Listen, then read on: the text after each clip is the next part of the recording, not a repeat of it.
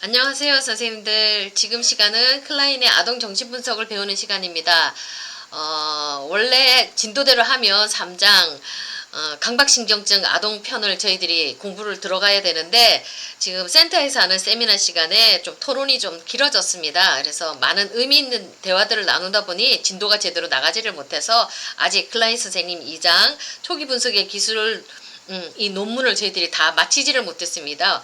마치기는 했군요. 마쳤는데 그 결론 부분에 대해서 저희들이 선생님들과 함께 다시 한 번 더 제가 정리해서 올리고요. 그 다음에 3장 부분에 대해서는 다음 시간에 우리가 하는 걸로 하겠습니다.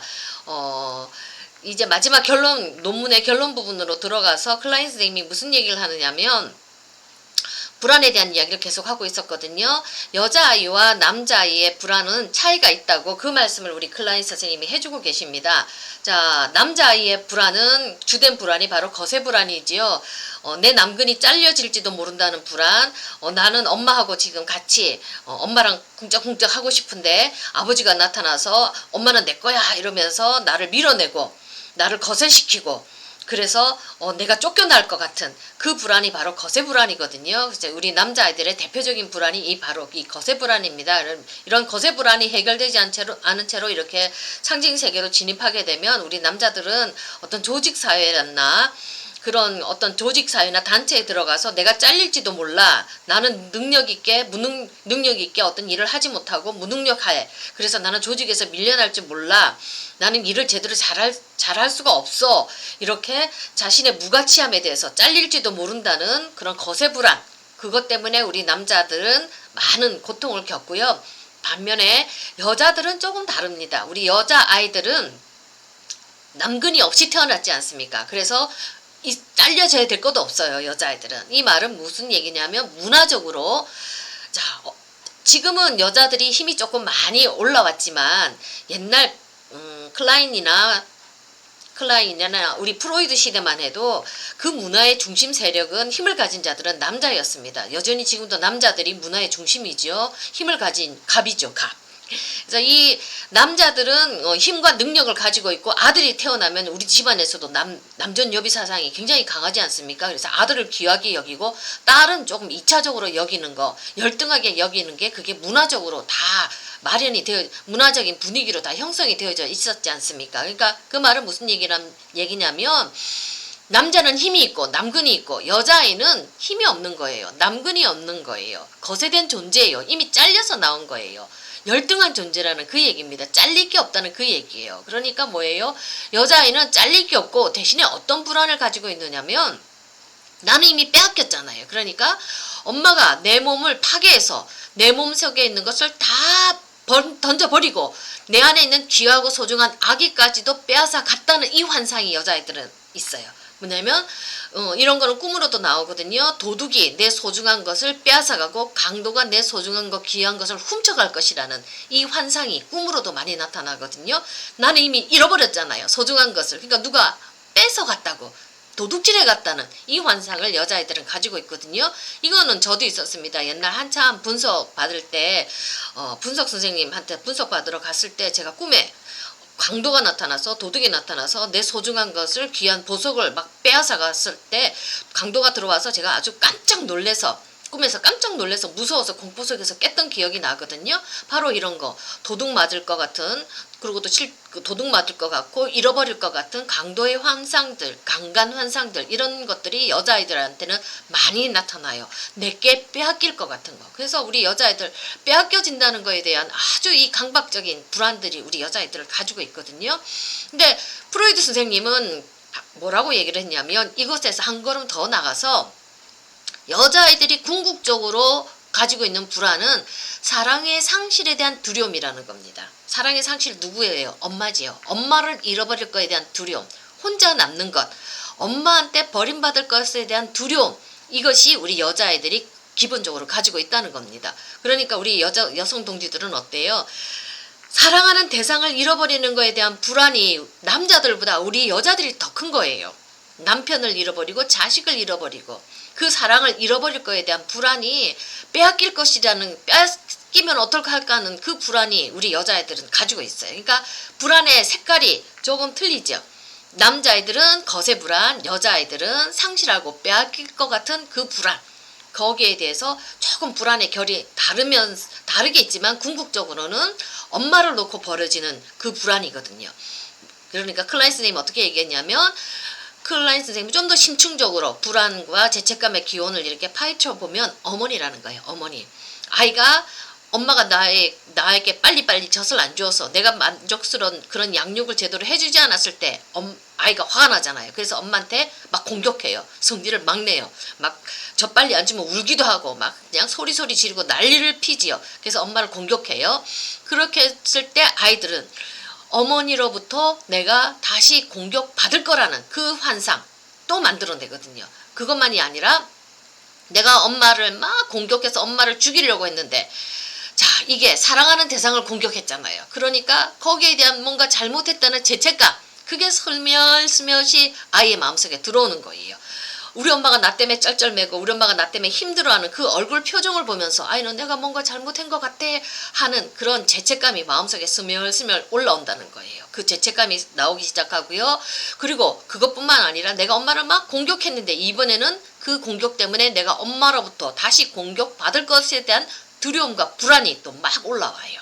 자, 공격 충동 때문에 죄책감도 올라오고 지금 불안도 올라오지요. 그래서 결국은 이 엄마가 나를 버릴 거야. 그리고 또 엄마가 죽고 사라질 거야. 엄마가 사라지는 것에 대한 두려움과 공포가 막 올라오거든요. 이게 아이들 초기 정신의 핵이라는 거예요. 아이들의 심리의 핵이라는 겁니다. 이걸 우리가 잘 알고 있어야 돼요. 이 부분에 대한 이야기를 중요하기 때문에 클라인 선생님이 다시 한 번 더 설명해 주고 있습니다. 자, 불안이 왜 빨리 해소돼야 되는지 전에 선생님한테 제가 몇 번 말씀드렸죠. 아이들은 불안하면 그 불안의 에너지가 불편하니까 그것을 억압하는데 자신의 삶의 모든 에너지를 다 써버려요. 그래서 아이가 너무 불안해서 현실 생활을 제대로 못 해나가는 거예요. 그러니까 엄마가 너무 불안하고 엄마가 사라질 것 같으니까 아이가 엄마를 꽉 붙들지요. 엄마를 못 떠나요. 자기 인생을 못 사는 겁니다. 그래서 아이들 어떻게 돼요? 어린이집 안 간다는 소리도 나오고 친구들하고 안 놀지요. 낯선 사람 무서워하지요. 그리고 꿈에서 귀신들 공포들이 나와서 야경증으로 아이들 발탁발탁 깨지요. 변비도 나오고 막 그 유분증도 나오고 다양한 증상들이 나오거든요. 불안 때문에 그렇습니다. 그 다음에 또 죄책감이 나오지요. 중요한 정서입니다.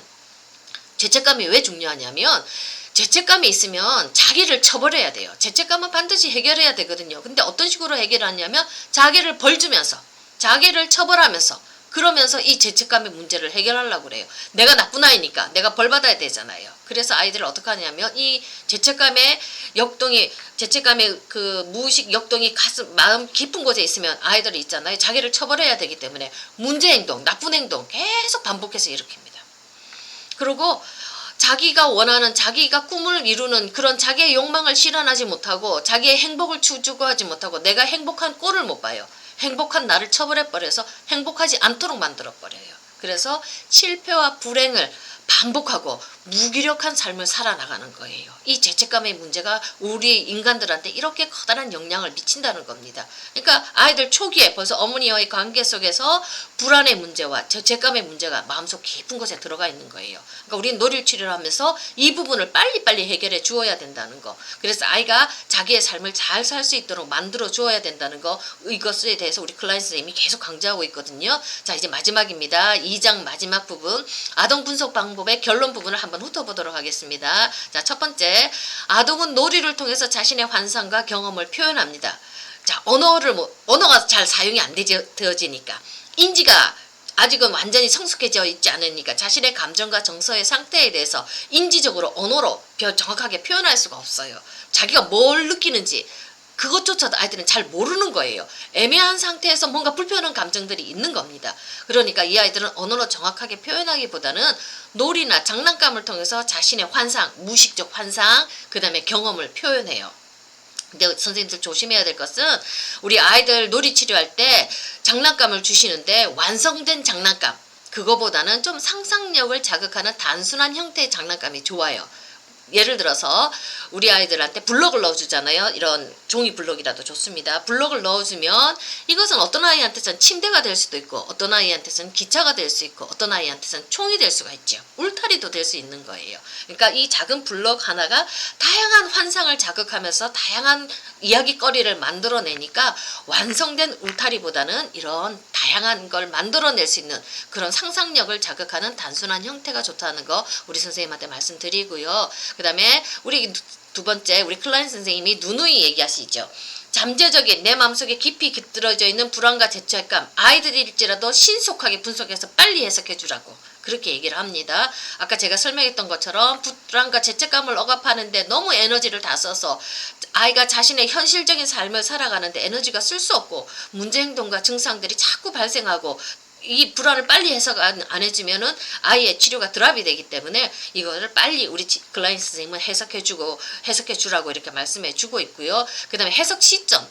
같은 주제의 놀이가 반복해서 나올 때 인형이 아래로 떨어진다든지 악어한테 자꾸 잡아먹히고 공룡이 서로 싸운다는 이 주제가 계속 반복해서 나올 때 이건 중요한 이슈거든요. 그 다음에 놀이의 정서가 아주 격렬해질 때 강한 충동들, 강한 공격성들이 팍팍 터져 나올 때 그때는 들여다보면서 해석을 해줘라는 겁니다. 그 다음에 자, 요때는 또 해석의 시점이 언제냐면 어떤 놀이를 하다가 갑자기 놀이가 바뀌어졌어요. 물놀이를 하다가 갑자기 불이 나오는 주제로 바뀐다든지 가정에서 안락하게 편안하게 놀던 아이가 갑자기 모래 속에다가 인형을 파묻는다든지 이런 놀이 주제가 갑자기 바뀔 때 우리가 주의해서 봐야 되고요. 어떤 종류의 놀이를 새롭게 시작하는지 우리가 자세히 살펴봐야 된다는 겁니다. 그런 것들이 변화가 있을 때는 우리 선생님들이 주의해서 보시고 해석을 해 들어가야 된다는 얘기예요. 그 다음에 자 아동도 저항하지요. 치료받는 거 저항합니다. 근데 어떤 지점에서 아동의 저항이 일어나는지를 우리가 또 잘 알고 있어야 돼요. 자 제가 치료하는 아이인데요. 저는 잠깐 말씀드렸을 거예요. 악어 입에다가 아이가 손가락을 이렇게 집어넣고 아야 아팠어 이렇게 엄마한테 혼나는 걸 그런 상징을 통해서 표현한다는 거 제가 저번에 선생님한테 말씀드렸을 거예요. 근데 이 아이는 그렇게 하면서 악어를 확 집어 던져버려요. 안 보이는 곳에 숨기라고 그러거든요. 더 이상 거기에 대해서 불편한 자극에 대해서 아이가 안 본다는 얘기거든요. 근데 오늘 제가 치료를 하고 왔는데 그 아이가 이 악어가 또 여전히 자기 손가락을 물어서 아야 했는데 이제는 저보도록 그 악어를 치우라고 안 하더라고요. 그전에는 아이가 그 악어가 불편하니까 치우라고 해서 그 놀이를 안 하고 저항했잖아요. 놀지 않았잖아요. 숨겨뒀잖아요. 근데 이제는 이 아이가 그 악어를 내가 옆에 가만히 두었는데도 그냥 두라고 그러고 그리고 그 악어에다가 맛있는 먹을 것을 그 악어의 입에다 넣어주는 거예요. 놀이 내용이 바뀌었지요. 이제는 엄마하고 관계가 아이가 좀 컸거든요. 치료가 좀 됐거든요. 엄마의 관계가 불편하지가 않으니까 이제 그 나쁜 악어가 아니라 좋은 악어도 되고 그리고 그 악어 던져버리는 악어가 아니라 자기와 함께 있을 수 있는 악어가 돼버린 거예요. 엄마를 바라보는 감정, 양가 감정이 조금 많이 통합이 되어지고 아이가 힘있게 엄마하고 대응할 수 있다는 것을 이 놀이를 통해서 보여주는 거예요. 그래서 아이가 어떤 놀이를 안 하고 그 놀이를 더 이상 불편해하면서 숨겨버릴 때는 그 저항이 무엇을 의미하는지 우리 선생님들이 들여다봐야 된다는 얘기예요. 그 다음에 아동이 불쑥 던지는 말, 놀다가 뜬금없는 말을 던져버려요. 제가 한번 말씀해 드렸을 거예요.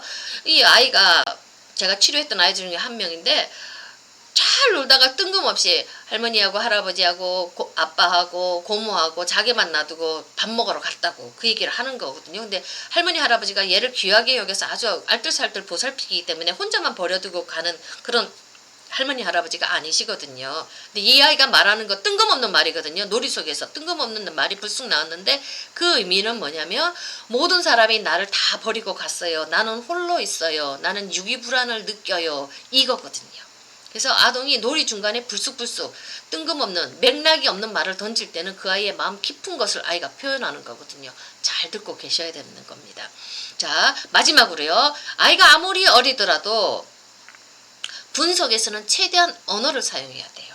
아이들이 상징의 세계가 막 나오긴 하지만 이건 상상계에 속한 것이죠. 그래서 그 아이는 상징계로 우리가 진입을 시켜야 돼요. 언어의 세계로 현실 세계로 우리가 진입을 시켜야 돼요.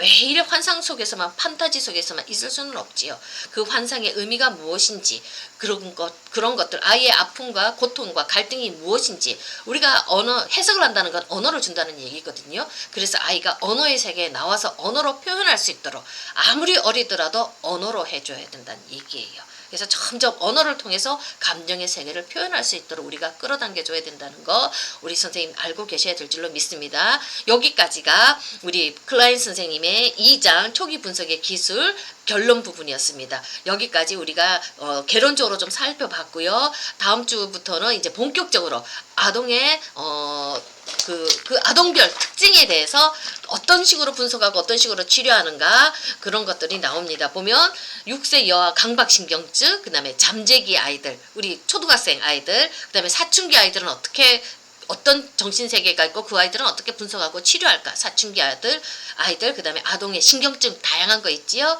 그 다음에 아동의 성적 활동 이런 것들 주제를 가지고 이렇게 한 장씩 다루어져 나갈 거거든요. 자, 오늘은 여기까지 하고요. 다음 주에는 우리 강박증 아동에 대해서 우리 함께 살펴보는 걸로 하겠습니다. 선생님들 들어주셔서 감사합니다.